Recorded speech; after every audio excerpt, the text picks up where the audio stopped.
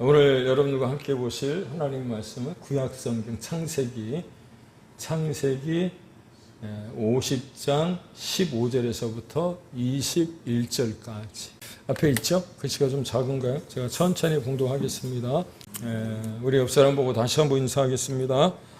하고 싶은 인사가 있다고 그랬죠? 지금 사랑합니다. 우리 옆 사람 보고 인사하겠습니다. 지금 사랑합니다. 할렐루야. 또 한 번 합시다. 지금 사랑하겠습니다. 지금 사랑하겠습니다.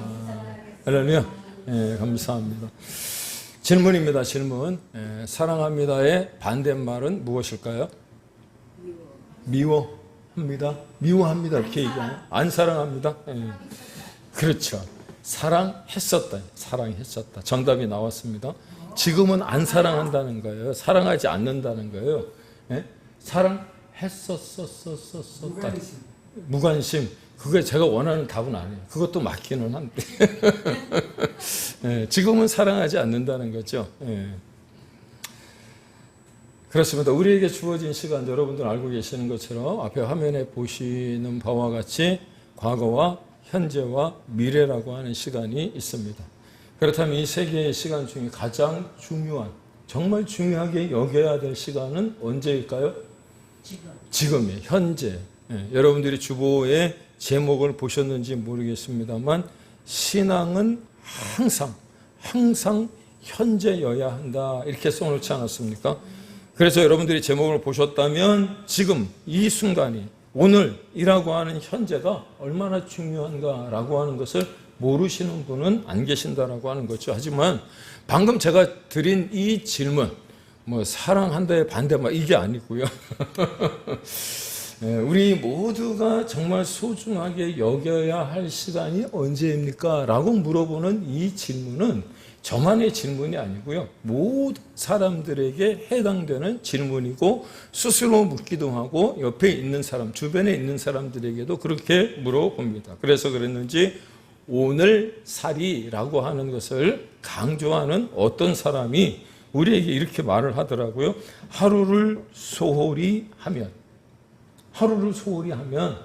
100년을 살아도 헛되며 하루를 성실히 사는 것이 곧 인생을 지키는 길이다. 그렇게 말을 하고 있더라고요. 그럼에도 불구하고 과거나 미래를 이야기하는 것을 좋아하시는 분들이 있었어요.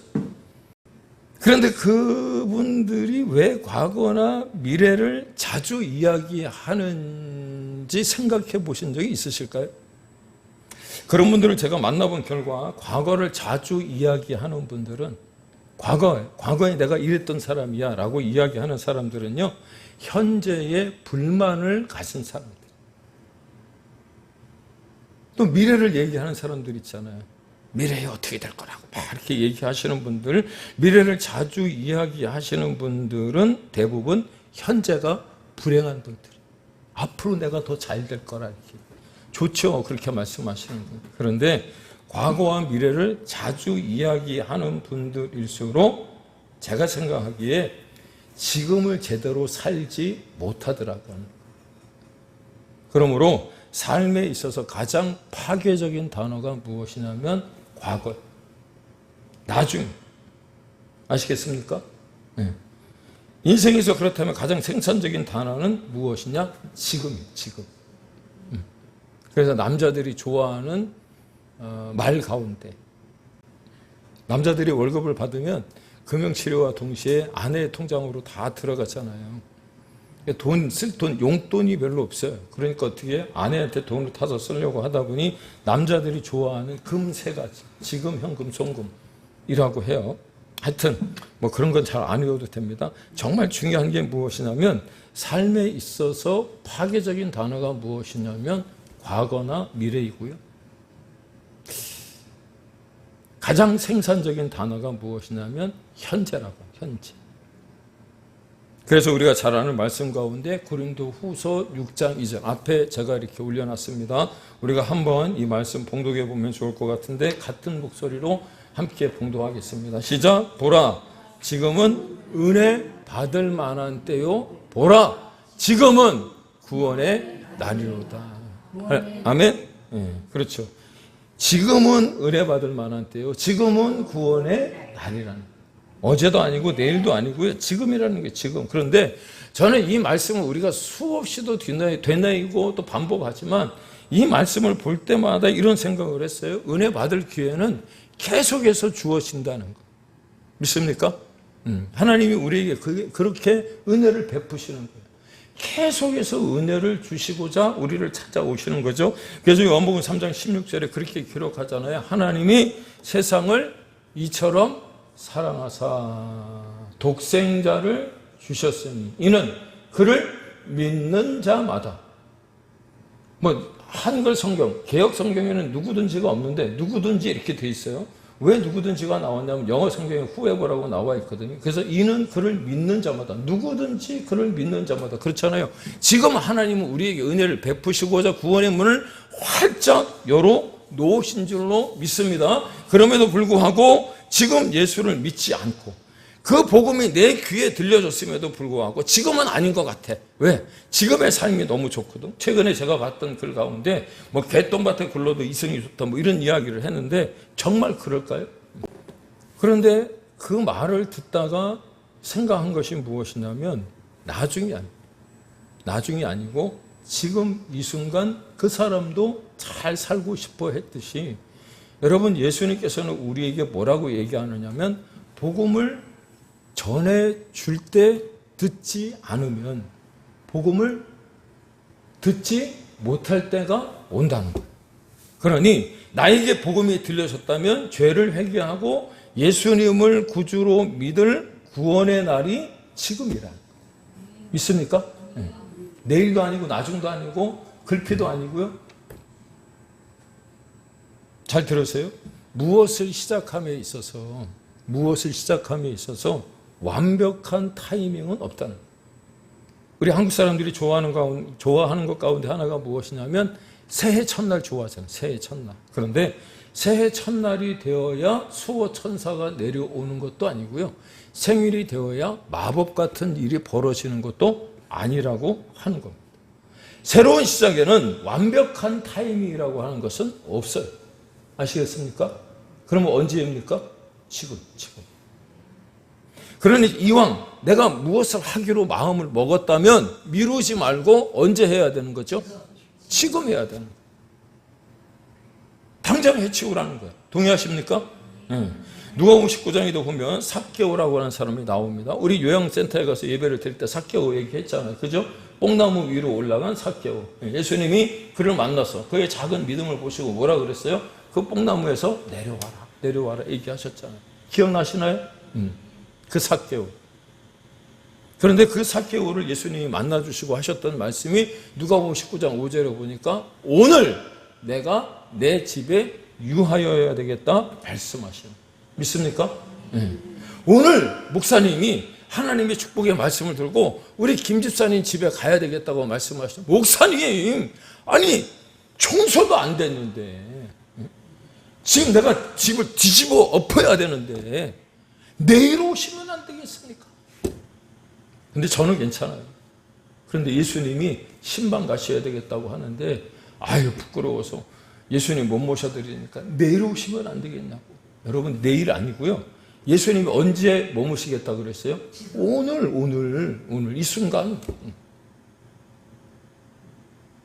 그러니 언제나 집을 깨끗하게 청소해 놓으세요. 예수님 언제 올지 모르니까. 행복한 사람, 성공한 사람은 오늘 실천한다.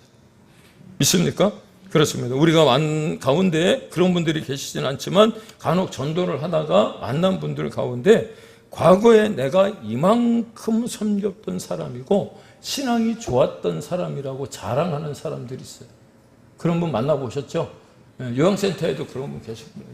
집사님은 요즘 큰 사람 교회 가서 예배를 드리잖아. 나는 옛날에 왕년에 잘 섬겼어. 지금 우리 집사님보다 훨씬 더 잘 섬겼어. 그러면 제가 하나 여쭤볼게요. 지금 잘 섬기고 있다는 말이에요? 안 섬기고 있다는 말이에요? 안 섬기고 있다는 말이잖아요. 그잖아요. 그때는 섬겼는데 지금은 안 하고 있다는 말이잖아요. 그럼에도 불구하고 과거를 자꾸 이야기하는 분들이 계십니다. 그런데 제가 그런 분들을 경험해 본 바, 제가 경험한 거예요. 경험해 본 바, 아름다웠던 과거, 화려했던 지난날을 많이 가졌던 분일수록 앞서 말씀을 드렸잖아요. 현재를 제대로 살지 못하더라. 왜 그럴까? 아름다운 추억이나 과거를 통해 지금의 자신을 행복하게 하기 위한 그 과거를 마취제로 쓰고 있는 거예요. 마취제로. 그분들에게 있어서 조금은 극단적이고 조금은 과격하다 들려질지는 모르겠지만 화려한 과거라고 하는 것은 그냥 현실 도피처일 뿐이에요. 그러므로 그때의 섬김을 자랑하지 말고 지금 섬길 수 있기를 소망합니다. 그러므로 또 이것 또한 기억하셔야 돼요. 나중과 내일은 패자들의 단어. 아셨습니까? 지금과 오늘은 승자들의 단어. 그래서 신앙은 설교의 제목처럼 항상 언제라고요? 현재여야 된대요. 현재. 그리고 이걸 기억하고 살아갈 때 비록 나의 과거가 비록 불행했다고 하더라도 미래가 불확실하다 할지라도 현재에 충실하게 되어지고 그러면 분명 행복해질 것을 믿어 의심치 않습니다. 아멘? 과거가 좀 불행했으면 어때요? 미래가 좀 불확실하면 어때요? 지금 열심히 살면. 제가 가끔가다 유퀴즈를 보면서 저를 반성할 때가 얼마나 많은지. 거기에 나오시는 분들을 보면 유퀴즈에 나올 만하다 그런 생각이 들어요. 다는 아닌데도 불구하고 거기에 나오시는 분들 중에 보면 진짜 인생을 열심히 사시는 분들이 계시더라고요. 야, 어떻게 저렇게 열심을 내고 살아갈 수 있을까? 나는 그렇게 살고 있나? 그런 생각이 들더라고요. 최근에 목회자로서 부끄러운 얘기를 하나 하자면 쇼츠를 보는데 이런 얘기를 하는 거예요. 어느 목사님이 나오셔서 아버님이 교회를 안 다니셨대요. 그런데 아들이 이제 소명을 받고 목회자가 된 겁니다. 목사 안수를 받고 교회에 부임을 해야 되는데 아버님이 교회를 안 다니시고 목사 안수를 받을 때까지 교회를 안 다니셨으니까 어떻게 해서든지 교회를 나가게 하고 또 복음을 듣게 해서 또 예수님 믿게 하려고 했더니 아버님이 만나자고 해서 갔더니 야 그래도 네가 목사 안수를 받았는데 목사님이 됐는데 내가 그래도 교회를 가야지 그렇게 말씀하면 너무 감사하고 그냥 눈물을 막 흘렸대요. 근데 그 아버님이 대뜸하시는 말씀이 뭐라 그랬냐면 근데 하나 물어보겠대. 뭘요? 네가 뭐 교회를 나가라고 계속 얘기를 했는데 내가 성경을 계속 봤다는 거예요. 너무 감사하지 않습니까? 2번 눈물을 흘릴 정도가 되었대. 그런데 뭐라고 말씀하시냐면 내가 하나 뭐 물어보겠는데 너는 목사가 됐는데 성경 어디를 피더라도 설교할 수 있니? 이렇게 여쭤보시더래요.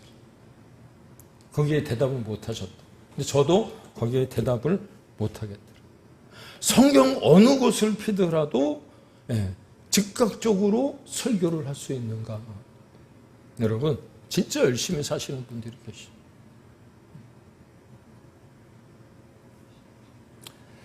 얼마 전에 잠시 소개했던 말씀 가운데 한 구절은 누가복음 8장 25절에 보시면 제자들이 그들이 탄 배에 예수님이 함께 타고 계셨잖아요.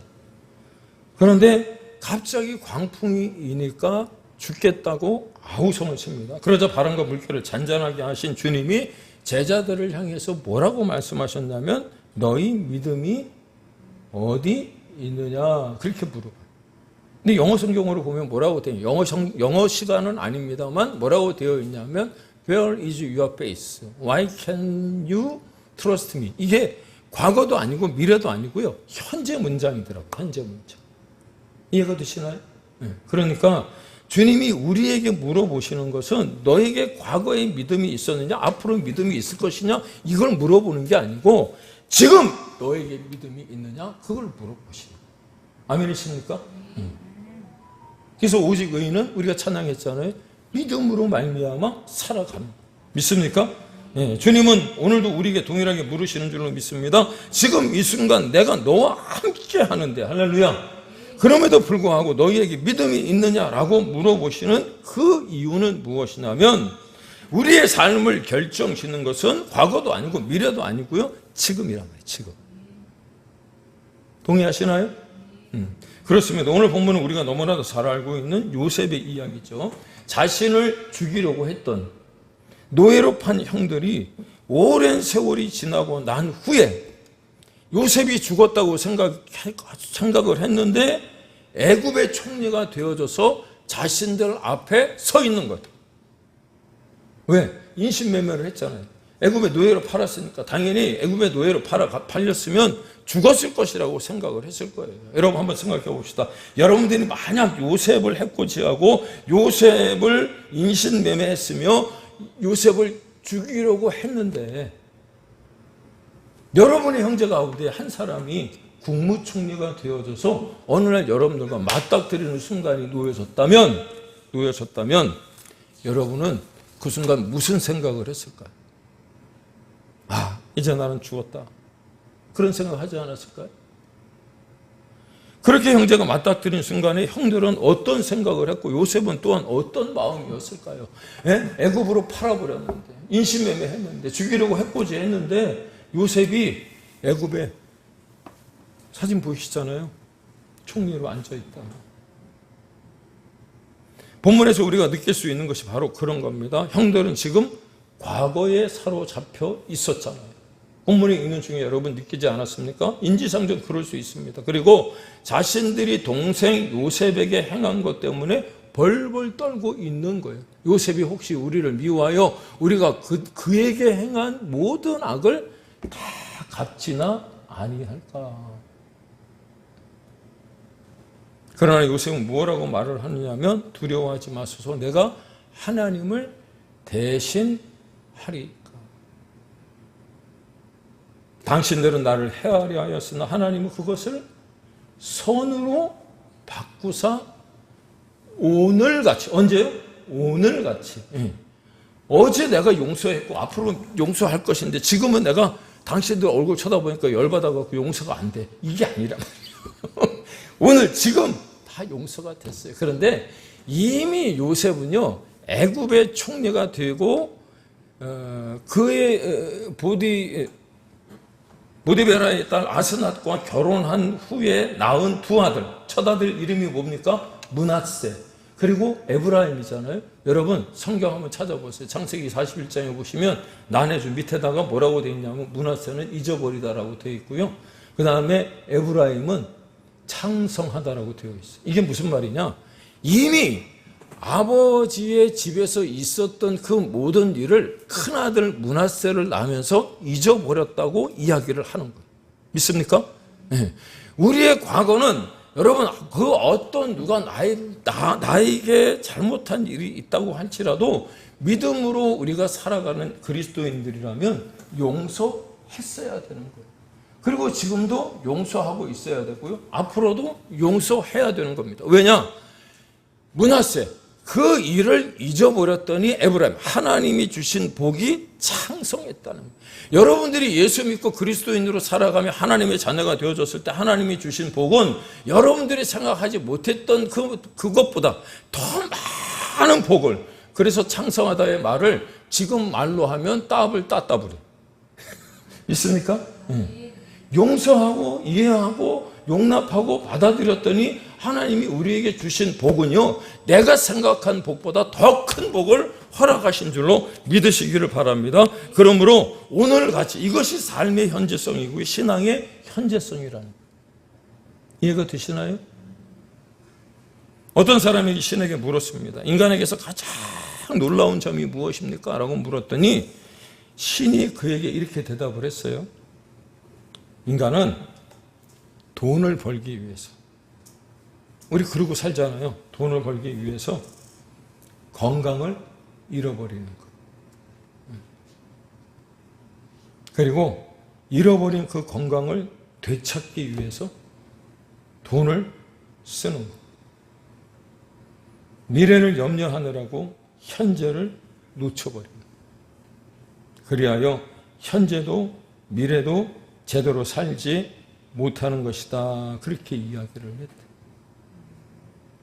그렇다면 우리의 신앙이 항상 현재이려면 어떻게 해야 될까? 첫 번째, 열정을 잃어버리면 안 된다는 겁니다. 여러분, 여기서 말하는 열정이라는 것은 젊은이들처럼 팔짝팔짝 뛰어다니는 그런 열정을 말하는 것 아니에요. 누가 저보고 그러더라고요. 이제 목사님 연세가 그렇게 풋살하고 볼 차고 뛰어다닐 그런 어떤 나이가 아니에요, 목사님. 조심 좀 하세요. 저보고 그렇게. 네? 그래요. 지금 우리 여기 계신 분들의 그 연세를 보면 이 열정이라고 하는 건 그렇게 팔딱팔딱 뛰어다닌다고 하는 열정을 말하는 게 아니고요. 연세가 들었다고 할지라도 모임에 열심히 참석하고 들어주고 기도해 주는 것이 바로 살아있는 열정인 줄로 믿습니다. 우리가 그게 있어야 되는 거예요. 그게. 내가 교회 오면 무엇을 할까? 또 내가 할 일은 없는가? 여러분 찾아보시는 겁니다. 그런 열정이 있어야 삶도 그렇고 신앙에서도 부지런함을 만들어내는 거예요. 믿습니까? 그러면 날마다 청춘입니다. 날마다 청춘. 왜 아멘을 안 하세요?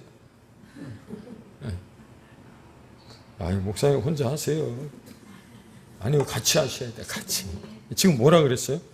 나이가 연세가 들었다고 할지라도 뒷전에 물러나 지켜보기만 하는 것은 열정이 아닙니다. 둘째, 지속적인 변화가 있어야 된다는 말입니다. 이 말이 무슨 말이냐면, 여러분, 변화되지 않으면 유치해진다라고 하는 말이 있잖아요. 지지난주에 단톡방에 우리 장희수 집사님이 올려놓은 그 사진을 제가 하나 가져왔습니다. 보시겠습니다. 뭐라고 되어 있는지. 잘 안 보이시나요? 네. 제가 읽어드릴게요. 너무 뒤돌아보지 말라고 합니다. 지난 날보다 앞으로 살아갈 날이 더 의미가 있으므로 오늘 하루도 많이 웃는 날 되시고 행복한 하루 열어가시기 바랍니다. 보셨죠? 단톡방에서 이미 봤던 것 아닙니까? 그렇습니다. 과거는 아름답기도 하지만 추억해야 할 것이지 되돌아가서는 안 된다는 거예요. 있습니까? 동의하십니까? 네. 우리 찬송하잖아요. 뒤돌아서지 않 뒤돌아서지 않겠네. 그리고 뭐라 그래요? 주님 뜻대로 살기로 했네. 주님 뜻대로 살기로 했네. 뒤돌아서지 않겠네. 근데 우리 뒤돌아보잖아요. 뒤돌아가잖아요.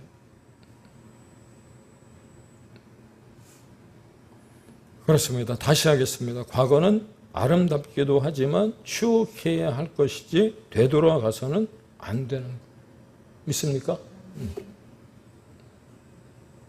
그렇다면 미래는요? 화면에 뭐라고 기록이 되어 있는지 잘 보이진 않네요. 뭐라고 되어 있어요?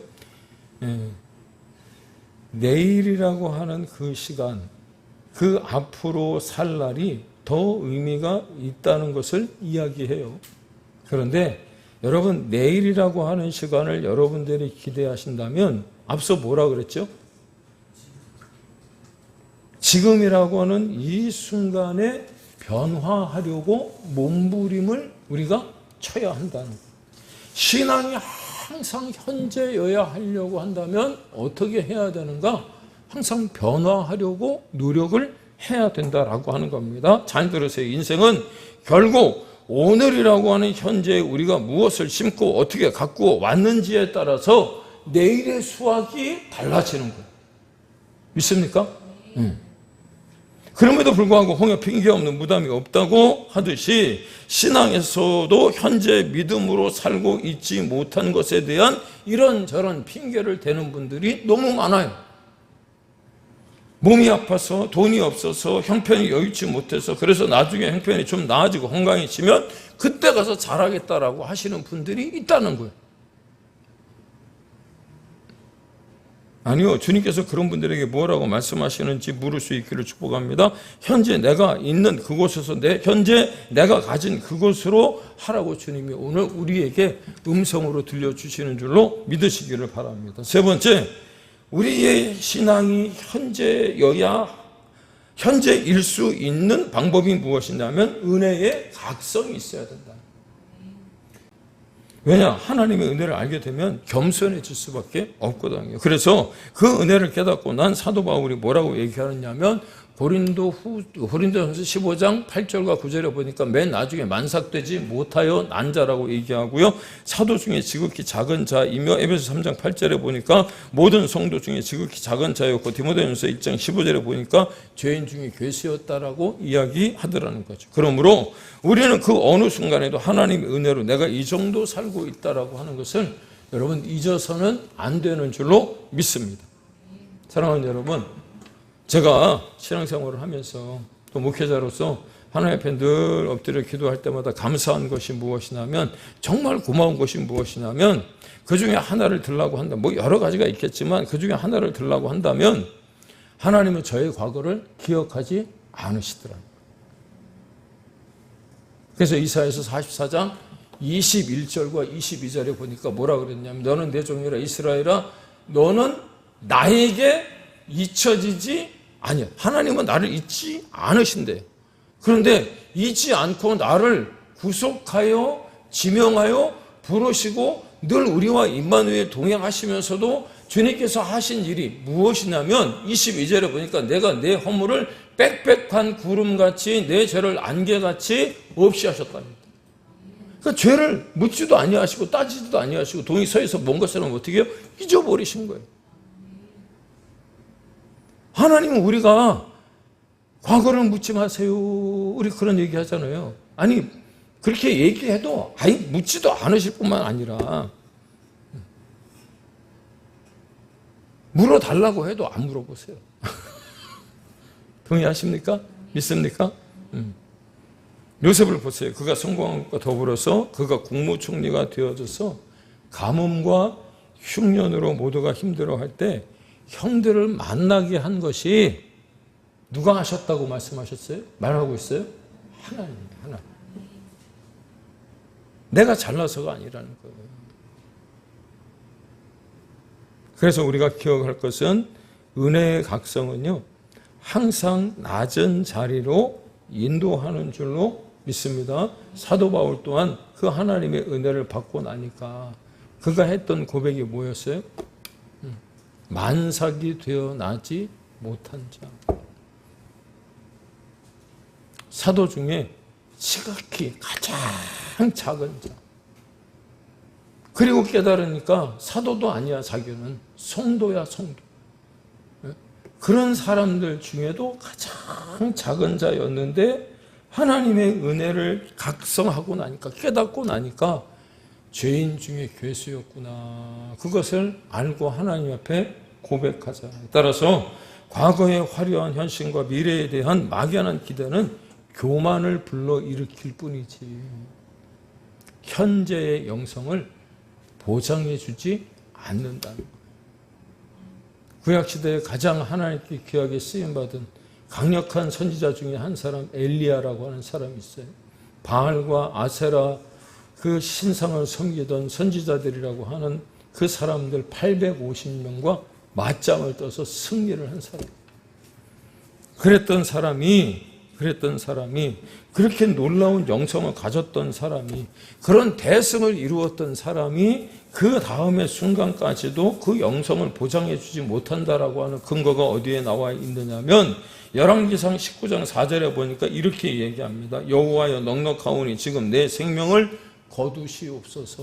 여러분, 이 말씀 한 구절만 보면 참 하나님 앞에 겸손하다는 생각이 들 수 있지만 아니에요. 가만히 그 말씀을 보시면 지금 850대 1로 싸워 승리한 것이 마치 자기가 잘해서 한 것처럼 이야기하고 있잖아요. 그러니까 금방 넘어져 버립니다. 그저 한 여인, 이세벨이라고 하는 여자가 너 죽일 거야 라고 하는 말 한마디에 어떻게 해요? 빨리 사나이로 도망가갖고 로뎀나무 아래서 하나님 앞에 죽기를 청하고 있는 거예요. 왜 그렇습니까?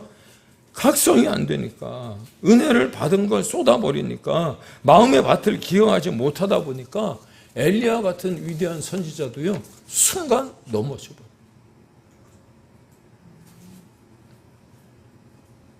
사랑하는 여러분, 혹시 예수 믿은 지 수십 년 되셨습니까? 주보에 올라온 설교의 본문이나 제목만 봐도 오늘 목사님이 무슨 설교할지 눈치채고 계십니까? 다 알고 계십니까? 교회 오래 다니신 분들, 성경을 많이 보신 분들은 본문만 보고 설교 제목만 보고 다 맞춘대. 오늘 목사님이 무슨 설교할 거다. 그래서 신대원 다닐 때 그 설교학 교수님이 하셨던 말씀 가운데 하나가 무엇이냐면, 누가복음 15장에 나와 있는 탕자의 비유는 목회 중에 절대로 설교하면 안 된다. 왜? 하도 많이 들어갔고 이제 귀에 못이 박혀서 은혜가 안 된다. 이렇게. 아니요. 여러분, 제가 다시 탕자의 비유를 가지고 여러분 설교를 한다고 할더라도 여러분들의 그 굳어진 마음을 기경하셔야 돼요. 믿습니까? 60년대 돌아온 탕자와 2026년에 돌아온 탕자는 틀려요. 예? 그때 탕자만 생각하면 안 된다니까. 예? 어떻게? 내가 은혜 받기 위해서 필요한 게 무엇이냐면, 지금 하나님께 은혜 받기 위해서 우리의 마음을 기경하셔야 돼요. 기경. 나도 모르는 사이에 어느새 하나님이 주신 그 옥토가 길가가 되어져서 말씀의 씨앗이 떨어졌는데 씨알도 안 맥히면 되겠습니까? 그게? 가시밭에 떨어져서 온갖 염려와 재리와 어떤 근심으로 가득 참으로 말미암아 여러분 그 말씀이 이게 싹이 못하면 되겠냐는 거예요. 여러분이 어느 순간 마음에 그 밭이 돌밭이 되어져서 그 씨가 떨어졌는데 씨가 조금 자라는 듯 하다가 이게 더 크지 못하고 말라버리면 되겠느냐는 거예요. 그래서 어떻게 해야 됩니까?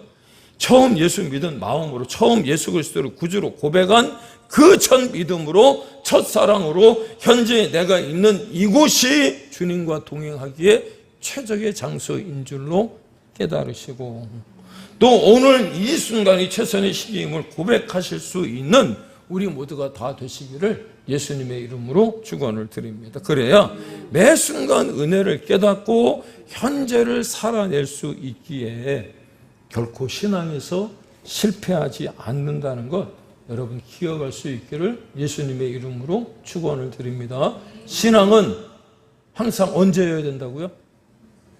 현재, 지금 이어야 하는 줄로 믿으시고, 이 시간 그 현재를 살아갈 수 있도록 결단하는 우리 큰사랑교회 모든 권속들이 다 되시기를 예수님의 이름으로 축원을 드립니다.